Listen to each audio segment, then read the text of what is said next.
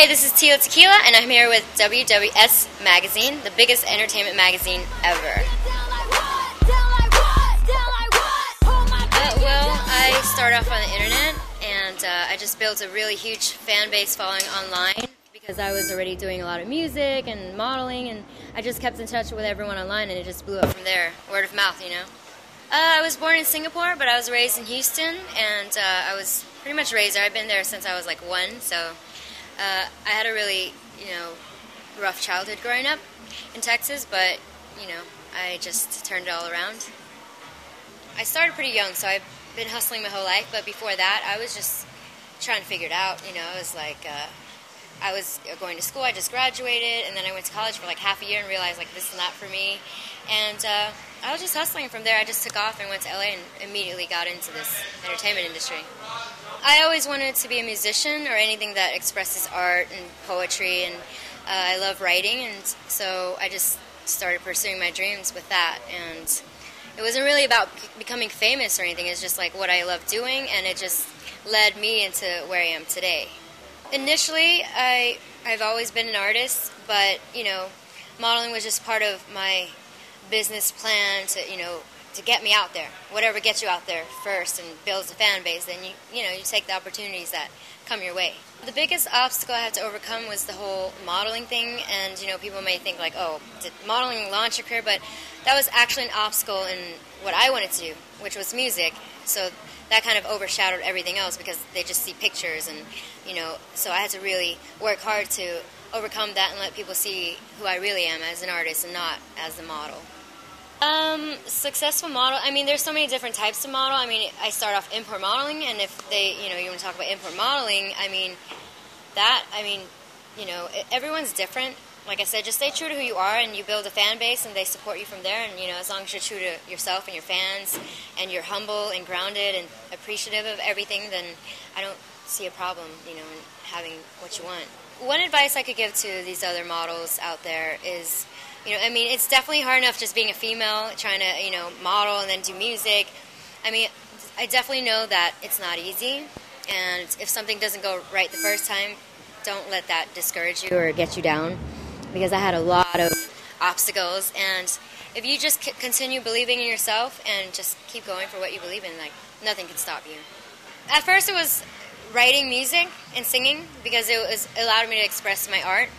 But once I started getting to acting, I realized that's a whole other art that's really challenging as well. So anything that's challenging that has to do with art and expressing yourself and being creative, I'm definitely into, like writing books and stuff. But anything that has art, but I definitely love singing. It's very therapeutic to let it out.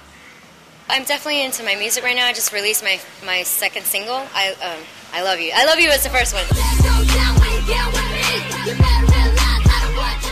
Stripper Friends is the next one. It's already out on iTunes, and I'm looking forward to that. Hopefully touring next year and putting out a full record, because I've been putting out lots of singles as an independent artist, which is cool. So I have that, and then I'm looking forward to doing more movies, and I'm writing a book right now, so everything's about to pop off.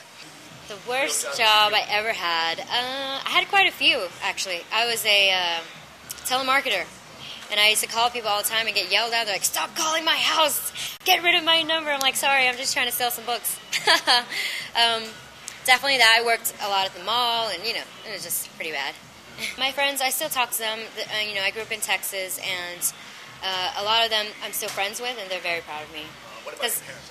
My parents are very proud of me, because, when I first started off, they were like, well, good luck, but try to get a real job, blah, blah. And they were very strict Asian parents, of course, but I really proved to them, like, look, I set out what I wanted to do, and I did it, and now I can take care of the family and all my friends, so everyone's very proud of me. Every day it's pretty hectic, it's pretty busy, and sometimes I get so busy, I get so stressed, I don't have time to eat and stuff, and I get frustrated.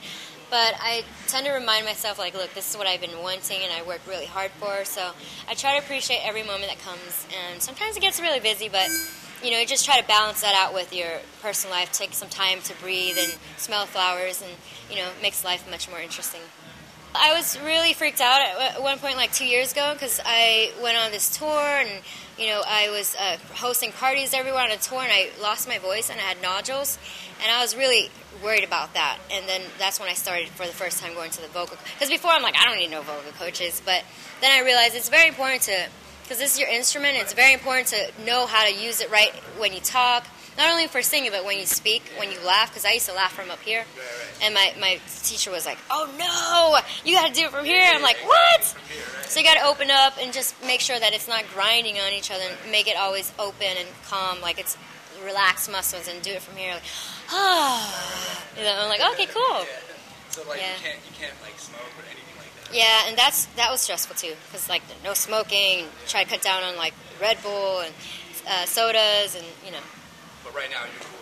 Right now I'm good. It took me a while to get rid of that, but it really put me in that spot. Like, this is serious, because if you lose your voice, like that's it. Right, exactly. You lose your career. So I really had to learn to take care of my vocals.